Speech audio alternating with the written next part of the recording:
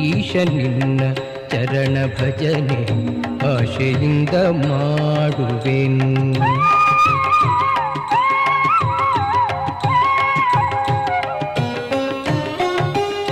ಕಾಮಕ್ರೋಧ ಬಿಡಿಸಿ ನಿನ್ನ ನಾಮ ಜಿಹ್ವೆಯೊಳಗೆ ನುಡಿಸೋ ಶ್ರೀಮಗಾನುಭಾವನಾದ ದಾಮೋದರ. ಬಿದ್ದು ಭವದನೇಕ ಜನ್ಮ ಬದ್ಧನಾಗಿ ಕಲುಷದಿಂದ ಗೆದ್ದು ಕೋಪ ಬುದ್ಧಿ ತೋರೋ ಪದ್ಮನಾಭನೇ.